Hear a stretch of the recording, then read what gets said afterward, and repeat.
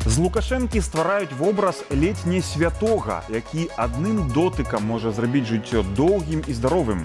Навошта яму падарылі меч князя Усяслава Чарадзея, з кім і чаму ён сустракаўся ў Баку. Сёння мы пагаворым пра гэта ў прасвеце. З вами Сергей Пеляса. Вітаю вас на Белсаце.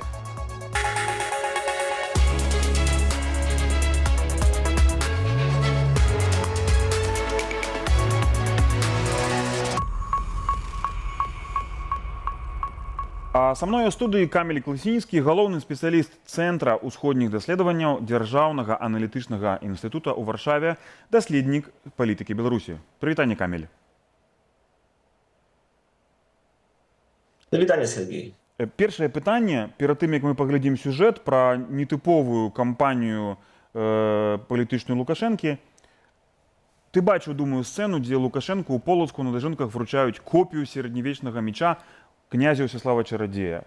Ці ты бачыш у гэтым нейкі сімвалізм? Якія ў тебе ўражанні ад гэтай сцэны? Конечно, вижу в этом символизм, но символизм Лукашенко как личности. Строится культ личности Лукашенко уже в новом тоталитарном контексте. Лукашенко уважает прежде всего самого себя. И вот в таком ракурсе правителя, волшебного, возможно, правителя всемогущего, он пытается себя представить, и представляют так и его люди, его пул журналистов, подчиненные, колхозники и кто там еще. Но возвращение в предыдущую историческую политику, которая велась до 2020 года, когда действительно, реально они подчеркивали моменты, акценты, связанные с княжеством Полоцким и с Великим Литовским княжеством, я думаю, что уже не будет. Это уже не то. Да, ну я с тобой трошки не погоджуся. Мне здаецца, што яны менавіта прабуюць асцярожна вяртацца да таго, каб в піяры Лукашэнкі выкарыстоўваць гісторыю беларускай дзяржаўнасці. Але пра гэта мы пагутарым з табой пасля сюжэта. Спачатку паглядзім сюжэт пра вельмі дзіўную кампанію палітычную Лукашэнкі. Шмат сімвалічных падзеяў адбылося з Александром Лукашэнкам падчас ягонага турнэ вакол Беларусі па абласных дажынках. Ён дакранаўся да жанчын і абяцаў ім доўгае жыццё. Атрымаў копію меча князя Усяслава Чарадзея. Кажуць, што ён мог пераўтварацца ў ваўкалака і прабегчы за ноч шлях з Кіева да Полацка. Як можна разумець усе гэтыя абсурдныя, на першы погляд, сцэнкі? Больш у нашым сюжэце. Спасибо вам огромное и за лошадь, и за корову. Тараканов есть мы не будем. Вы можете, ну, как я говорил, быть халуями. З грукатам нібы ўсе народнай любові пракаціўся Лукашенко па абласных гарадах Беларусі. Перадвыбарчае турнэ дзяржпрапаганда таленавіта падала ў абгорцы свята дажынак.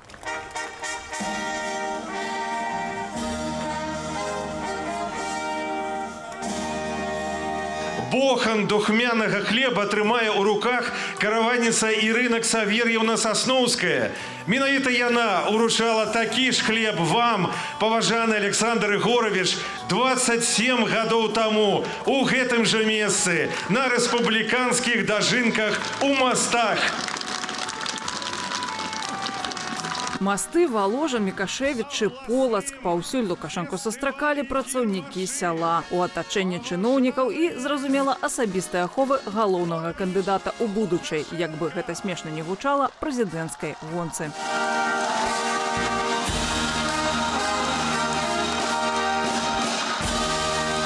Придется мне работать с президентом? Нет, если придется, вы должны знать.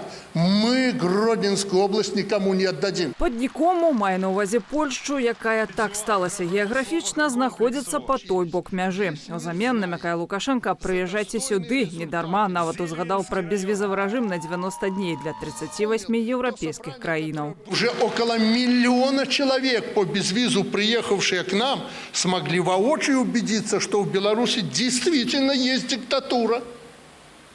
Диктатура стабильности, безопасности, порядка, доброты и гостеприимства. Не заходнікам, як любіць казаць Лукашенко, вучыць беларусаў. Беларуская народная дэмакратыя зноў новы тэрмін ад Лукашэнкі. Каранямі вядзе да часоў полацкага княства. Здесь 1200 лет назад начался тяжелейший путь нашего народа к собственной государственности.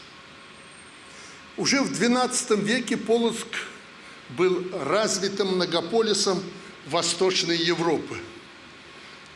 К слову, сегодня Запад снисходительно пытается учить нас народовластию, особенно американцы, которым всего лишь около 250 лет. Недарма гэткая прамова прагучала на пачатку мітынга. Любая добрая гісторыя мусіць быць закальцаваная. І ў канцы гэтай казкі, не інакш, Лукашенко падняўся на сцэну саманазваным прэзідэнтам, а спусціўся нашчадкам Усяслава-чародея. Он правил 55 лет.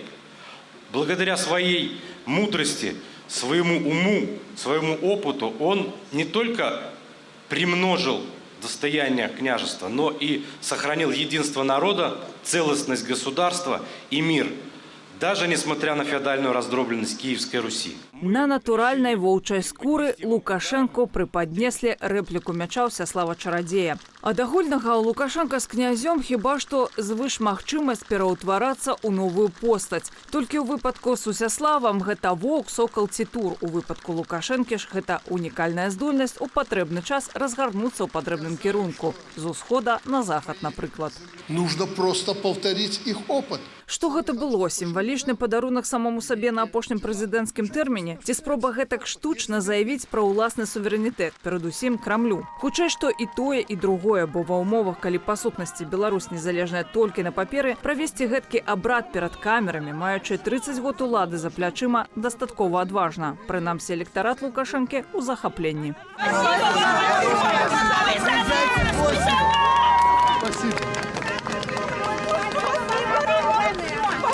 Спасибо вам, дорогой, благодарность. Вот я вам руку пожал, будете долго жить и здоровым. Александр Григорьевич, ваше выражение вчера насчет президента Байдена во всех новостях смотрим. Да? Лучше, чем вы сказали, никто в мире не сказал. Спасибо. Удачи вам, здоровья. А тут і намаляваныя дадзеныя ад прапаганды пад'ехалі. Маўляў, аздаравіцца праз лукашэнкаўскія рукі не супраць 80% беларусаў. Менавіта гэткую падтрымку дыктатар мае на бягучых псеўдавыбарах. Звесткі нібы грамадскага пытання падае аналітычны цэнтр «Экоом», адзіны, якому дазволілі афіцыйна працаваць у нашай краіне. Праверыць лічбы не выпадае. У сучаснай Беларусі закрытая любая статыстыка, ды і ў прынцыпе ва ўмовах рэпрэсіяў разлічваць на шчырыя адказы рэспандэнтаў не даводзіцца. Ці верыць у гэткую лічбу сам Лукашенко? Падобна, што так, бо... Мы живем в раю. Камилю, подкрэслілі ў Полацку, што Усяслав-чародей панаваў 55 год, а Лукашенко всього толькі 30. Ну, малавата, 25 год не хапае. Як ты думаеш, вось чаму яны падкрэслілі, што так доўга? Лукашенко збіраецца панаваць таксама доўга, як Усяслав-чародей? Но я не думаю, он не настолько волшебный, даже меч ему не поможет. Или волчья шкура, это все артефакты. Я бы обратил внимание, что он это сказал в Полоцке, значит, надо было про историю Полоцка что-то упомянуть. Грех обойти это вниманием. А во-вторых, он упрек, выдвинул разные упреки в адрес СССР. Выступление Лукашенко было очень антизападное. Это не было то, что он сказал до 2020 года, когда использовались моменты из Великого княжества или разные даты, разные события с эпохи Полоцкого княжества, чтобы подчеркнуть мост между Беларусью и Европой. Он тут сказал против Запада, против США, что у нас традиция длиннее, побольше. Но мы не западные, мы строим собственный рай. А насчет такого постоянного разворота в исторической политике, что подчеркивать на постоянной основе, не только в Полоцке и в рамках избирательной кампании, что у нас такие длинные традиции государственности, это было бы немножко рискованно, потому что получается немножко антироссийская политика. И я думаю, что здесь будут неприкасаемые границы для такого нарратива. Лукашенко был после 2020 года и есть, и будет беспрецедентно пророссийским лидером, пророссийским президентом. У него другого выбора нет. И это тоже имеет свое влияние на историческую политику, безусловно. Так, я вот зверну еще увагу на такие вот акценты, нотки у гэтай падзеі. Аднесліся да гэтай 1200-гадовай гісторыі дзяржаўнасці і падкрэслілі вось як, што ён захаваў мір, не гледзячы на феадальную раздробленасць кіевскай Русі. Я праз хвілінку падумаў, што гэта не пра Ўсяслава Чарадзея, а пра Лукашэнку гавораць, што Лукашенко захаваў мір, нягледзячы на вайну Расіі супраць Украіны, то, што брат супраць брата пайшоў, і ёсць як бы так, вот сярод трох гэтых народаў славянскіх, это канцэпцыя расійская, толькі в Беларусі мір, то што ён гарантуе мір беларусам, таму за яго трэба галасаваць. Это адзін з наратываў лукашэнкаўскай прапаганды. Як бы ты на гэта адрэагаваў? В какой-то степени Лукашенко гарантирует этот мир, но он очень условный. Ведь российско-иранские дроны «Шахет» или другие дроны другого производства залетают очень часто из России на белорусскую территорию. И иногда их сбивают, иногда нет, иногда они взрываются.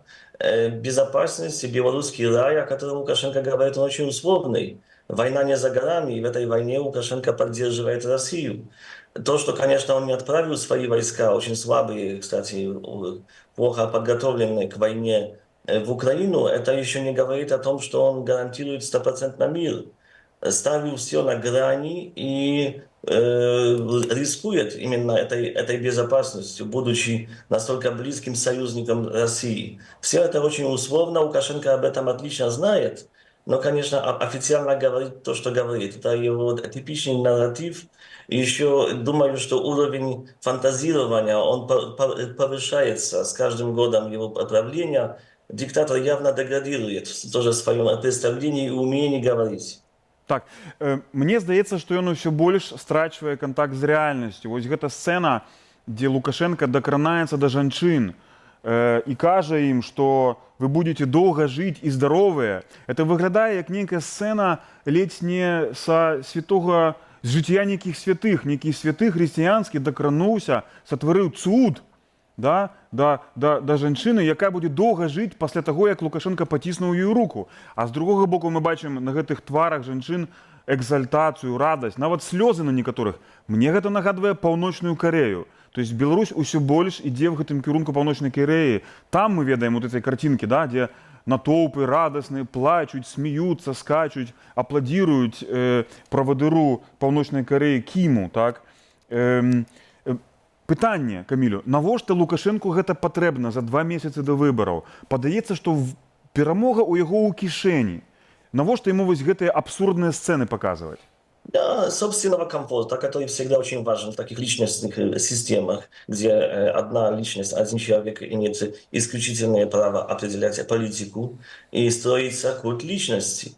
Он своеобразный в Беларуси. Конечно, Лукашенко скромничает, официально говорит, что буду, не буду президентом, пойду, не пойду, но все равно все понимают, что он мечтает о том, чтобы пожизненно править Беларуси, потому что это самый безопасный и комфортный для него вариант. И это совершенно возможно, что это будет пожизненно. И он нуждается в таких символах, в таких разных торжествах для собственного комфорта. И, конечно, тоже, возможно, считает, что это поможет ему укрепить имидж среди населения.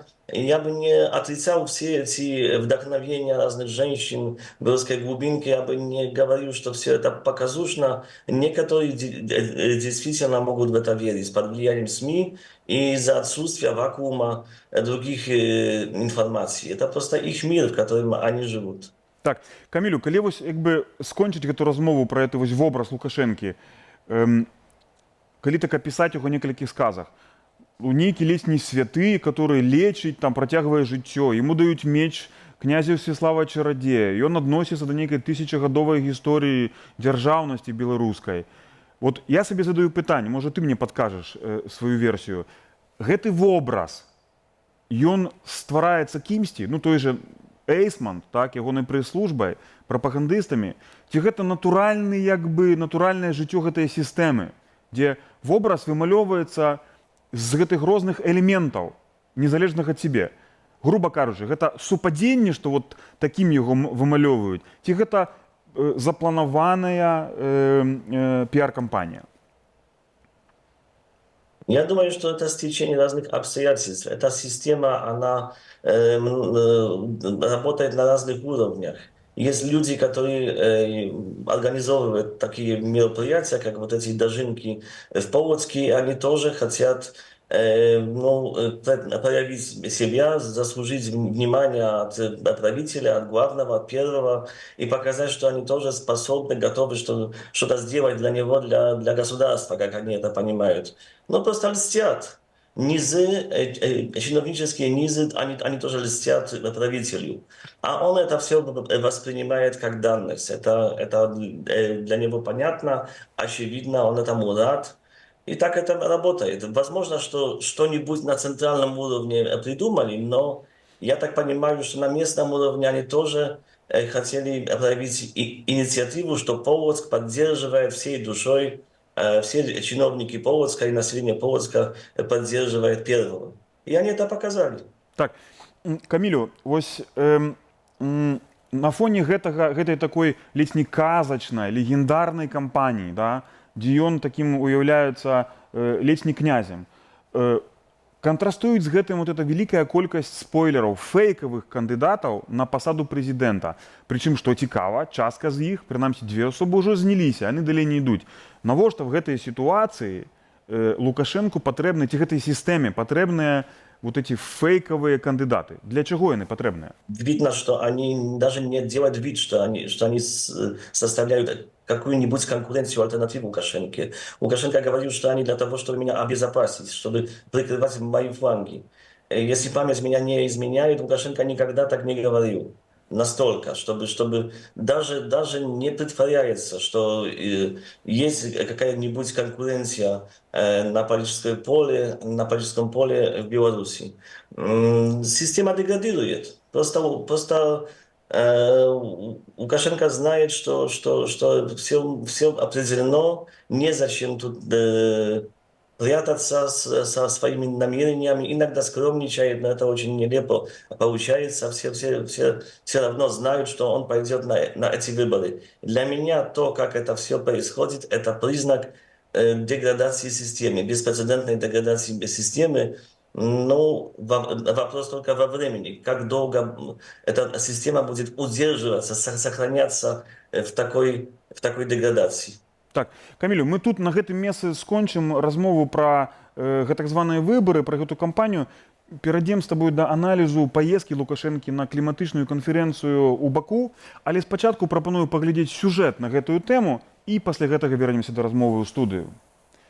7 папярэдніх кліматычных самітаў ён ігнараваў, а ў 2 апошніх вырашыў узяць актыўны ўдзел. Гэта не выпадкова. Міжнародная ізаляцыя і санкцыі ў дачыненні да ягонага рэжыму б'юць не толькі па самалюбству, але і па эканоміцы. Таму Лукашенка падчас нефармальных сустрэчаў абмяркоўваў не столькі змены клімату, колькі шукаў падтрымкі. Ці атрымаўся прарыў у замежнай палітыцы? Падрабязнасці ў сюжэце. His Excellency Mr. Alexander Lukashenko, President of Belarus. Хто яшчэ назаве прэзідэнтам, як не такі ж узурпатар, як ты? Самаабвешчаны Лукашенка у абдымках Ільхама Аліева урэшце адчуў хоць нейкае прызнанне. Нібы ж прэзідэнт сціскае, які між іншага ўжо аформіў сабе чарговы 7гадовы тэрмін на зайздрасць Лукашэнку.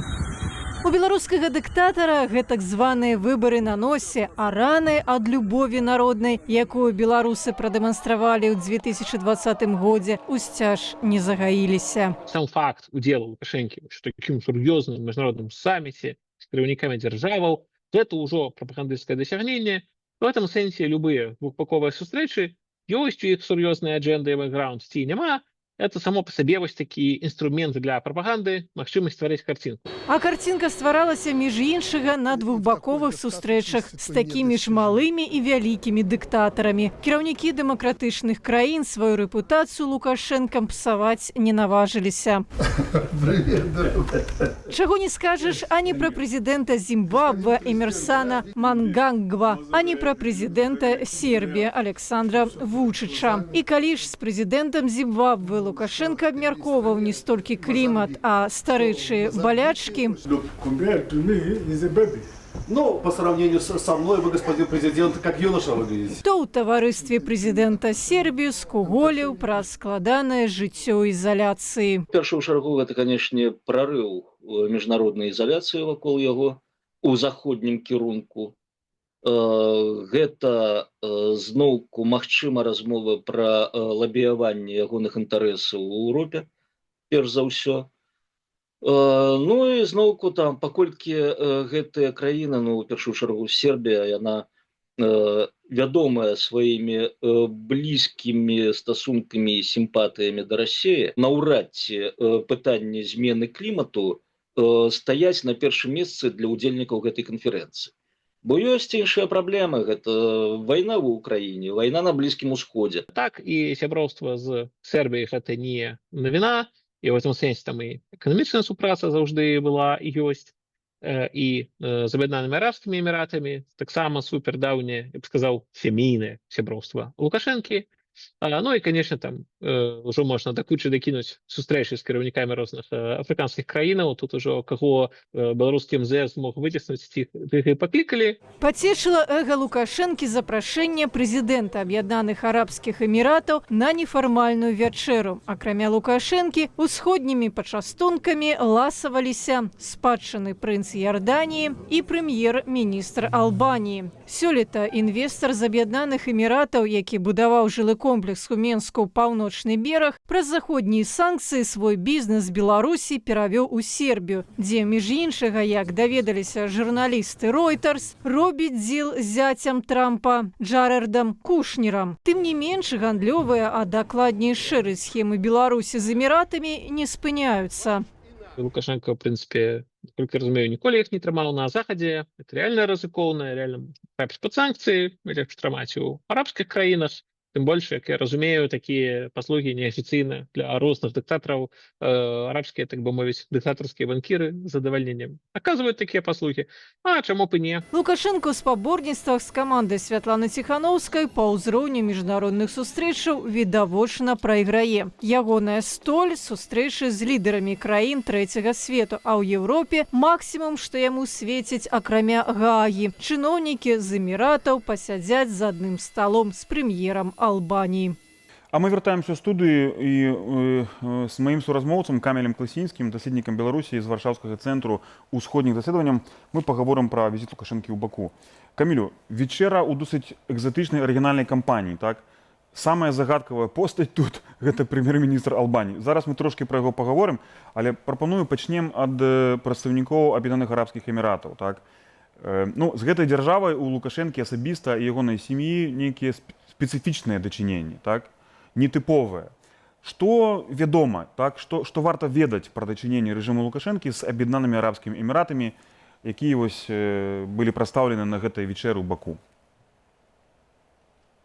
Здесь в этом вопросе две разные плоскости. Плоскости твердых фактов и домыслов. Факты такие, что Лукашенко нанес очень много визитов в Объединенные Эмираты, часто там бывал и, наверное, будет бывать. Отправлял тоже своего старшего сына Виктора, который, по слухам, это уже домыслы, но можно их подтвердить тоже косвенно.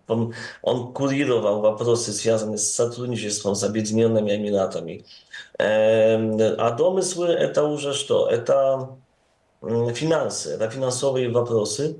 Кажется, что часть денег, сбережений, так дипломатически говоря, Лукашенко, его семьи, его окружения, как бы хранится в Эмиратах, и что часть его средств, не совсем легально заработанных, это там. Возможно, что Объединенные Арабские Эмираты тоже работают как посредник, особенно после 2020 года полезный посредник в продаже подсанкционных товаров.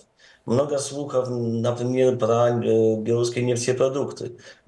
Возникает постоянно вопрос, куда они делаются и куда Беларусь их продает. Одна из версий о том, что это все идет через Арабские Эмираты или посредством каких-то свопов, сделок посредственных, тут тоже с использованием эмиратских коммерсантов и торговых предприятий. Тоже известно, это уже из сферы фактов, что инвесторы из Арабских Эмиратов довольно много средств вложили в недвижимости в Беларуси, построили много элитных, или говорили о том, как минимум, что построят много элитных домов, микрорайонов и так далее. Сотрудничество очень близкое. Камілю, вось на гэтым спатканні не было Віктора Лукашэнкі, які, як вядома, неафіцыйна ён займаецца так справамі з эміратамі. Ну і вядома на шматлікіх відэо, фота, дакументах, што ён туды ездзіў шматкротна з бацькам Александром. Але на гэтым спатканні быў Мікалай Лукашенко, малодшы сын, які скромна, сціпла сидзеў збоку пры стале. Так? Чаму, на твою думку, вось Віктора не было тут, да? А вось Мікалай Лукашенко удзельнічаў не проста ў саміце, але і на вечеры Лукашенко старэйшы яго узяў. Это сложный вопрос. Я бы тут не играл в какие-то догадки, что Виктор уступает по влиянию Николаю. Для этого еще рано. Николай просто близкий к сердцу Александра Григорьевича. Его влияние, оно сентиментальное. Самый младший, самый дорогой. Лукашенко много куда и часто его забирал. У римского папы даже побывал с Николаем в Россию, постоянно ездил. Это уже такая традиция. Каких-то изменений во влиянии в ближайшем окружении Лукашенко в пользу Николая я бы пока не рассматривал. И тоже пока отсутствуют признаки, что Виктор потерял свою позицию. Так. Для таких выводов еще рано. Так, Камилю, двое самых арыгінальных удзельнікаў гэтай вечеры, так? Гэта прынц Ярданіі. З Ярданіі ніякіх справаў раней Лукашенко не вёў. Я чуў такую версію неафіцыйную, што, магчыма, это звязана з міграцыйным крызісам. Што, магчыма, Лукашенко прабуе дамовіцца, каб узмацніць ціск на суседзяў Польшу, Літву, Латвію. Это не пацверджаная інфармацыя, але, можа быць, для гэтага яму патрэбная Ярданія, так? Так само прэм'ер-міністр Албаніі. Ну, ні в якіх справах з Албаніі раней Беларусь не была заўважана. Сербія так, з Эміратамі так. Чаму в гэтай вечеры маглі ўдзельнічаць прэм'ер-міністр Албаніі і прынц з Ярданіі? Но тут пойдем уже совсем в догадки. Попробуй разгадай с 3 раз. Сложный, очень сложный вопрос. Я вижу прежде всего в действиях Лукашенко на международной арене отчаяние. Лукашенко отчаянно ищет разные лазейки, возможности общения, встреч. Например, этот саммит по климату ему тоже важен, и, возможно, никто из экспертов пока так это не прокомментировал, что это ООН, международная организация, и на площадке ООН Лукашенко может даже пообщаться не только с шейками из Эмиратов и даже с премьер-министром Албании, что, конечно, тоже имеет свое значение, но с Гутеррешем, генеральным секретарем ООН, и может показать самого себя вот в более широком международном контексте. Насчет Албании, возможно, тут идут какие-то переговоры про сделки, это уважение в Беларуси. Но это только мои догадки. Так. Иордания, я тут был бы более смелый в выводах. Иордания — это арабская страна. Очередная арабская страна, в которой Лукашенко пытается найти партнеров. Это как бы шло по уже откатанной, обработанной линии в международной политике. Здесь просто я вижу продолжение этого банкета, этого странного банкета, но нужного официальному Минску, искать альтернативных партнеров, где можно обойти вопросы демократии и прав человека, найти партнеров по бизнесу, по инвестициям, по миграционному кризису тоже. Но это не самое прибыльное, но из-за политических условий тоже. Камілю, астатняе пытанне на заканчэнне нашай размовы, досыць простае пытанне пра Сербію. Прэзідэнт Сербіі з двумя еўрапейскімі лідарамі Лукашенко сустрэўся ў Баку. Гэта быў прэм'ер-міністр Албаніі, пра якога мы ўжо трошкі паразмаўлялі, і прэзідэнт Сербіі. Ну, Сербія, натуральна, Лукашенко звязваюць гістарычныя падзеі. Ён лётаў туды ратаваць Сербію ў 99-м годзе падчас вайны, падчас бамбардаванняў НАТО. Пра гэта шмат разоў паўтарала прапаганда. І тут ён сустракаецца зноў з прэзідэнтам Сербіі Вучычам. Так? Это прэзідэнт еўрапейскай ўсё-такі дзяржавы. Так? Адзінай з нешматлікіх еўрапейскіх, які гатовы з ім сустрэцца і паціснуць руку. Якія інтарэсы, акрамя бізнес-інтарэсаў, мы ведаем так, пра інвестыцыі таксама ў нерухомасці, што яшчэ можа звязваць Лукашенку з прэзідэнтам Сербіі, пра што яны маглі размаўляць?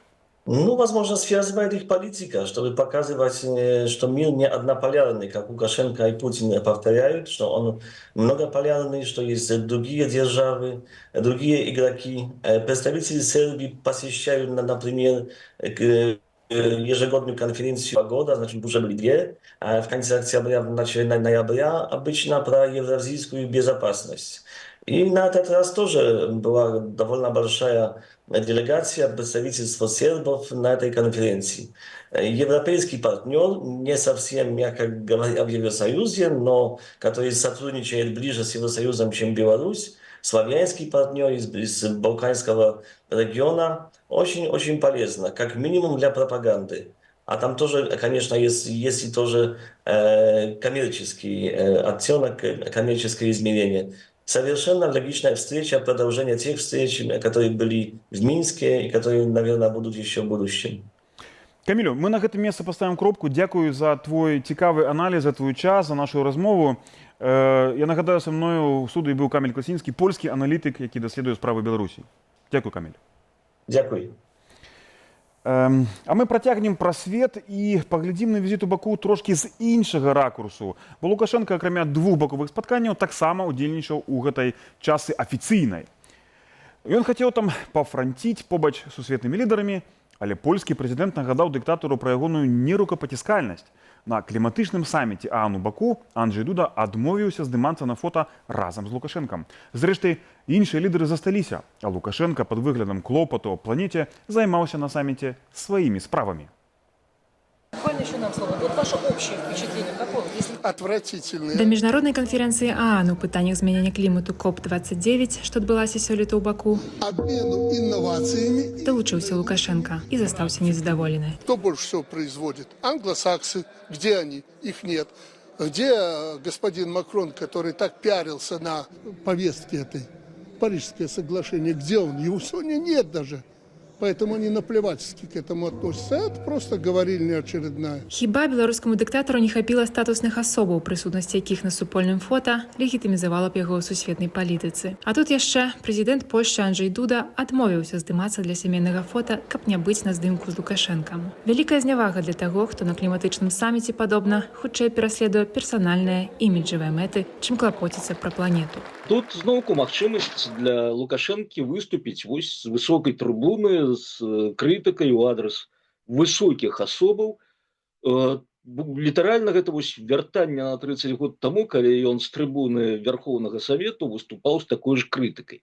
То бок ён адчуў сабе вось у сваёй талерцы, і гэта для яго, канечне, вельмі добра, тым больш што сусветная прэса, там некаторыя выданні пішуць пра яго, што вось прэзідэнт Беларусі. Шэраг сусветных лідараў сапраўды адмовіўся удзельнічаць у сёлетнім КОП-29. З розных прычынаў не прыехалі старшыня Еўракамісіі Урсуля фон дер Ляйен, французскі прэзідэнт Эммануэль Макрон, брытанскі кароль Чарльз III, канадскі прэм'ер Жустэн Трудо і старшыня КНР Сі Цзіньпін. Нямецкі канцлер Олаф Шольц адмяніў паездку пасля распаду кіроўнай кааліцыі ў сваёй краіне. Да таго ж, арганізатары абмежавалі колькасць дэлегатаў канферэнцыі да 40 000, і ў выніку саміту Баку паводле колькасці удзельнікаў быў удвая сціплейшы за леташні ў Дубаі. Узровень гэтай канферэнцыі у гэтым годзе значна так упаў, прэстыж упаў, но затое вось можна пакрасавацца так. І можна праз ААН, добрую арганізацыю, паспрабаваць вышыбіць у тым ліку сабе грошы на гэтую самую зеленую энергетыку, ну, скажем так, под лозунгам зеленой энергетики, куды потым гэтыя грошы пойдуць. Як вы разумееце, гэта ўжо справа зусім іншая. Сёлетні КОП-29 быў эканамічным. Яго ўдзельнікі павінны былі ўзгадніць новы рэжым фінансавання захадаў для барацьбы са змяненнем клімату. У публічным троххвілінным спічы Лукашенко выступіў як адвакат найбяднейшых краінаў. Необходимо помочь развивающимся странам получить равный доступ к зеленым технологиям без ущерба для их национальных интересов. Сделать так, чтобы они в результате этой помощи не попали в кабалу. Разам з Лукашэнкам на супольным фота ўсё яшчэ дзясяткі сусветных палітыкаў, таму прынамсі адна задача дыктатара намалявацца на міжнароднай арэне была выкананая. Дарагія сябры, гэта быў апошні сюжэт на сёння ў прасвеце. Для вас працавалі я, Сергей Пеляса, і ўся каманда нашай праграмы. Я захочу вас паглядзець нашу праграму на YouTube-канале Белсат News. А таксама убачымся роўна праз тыдзень у чацвер у прасвеце. Бывайце.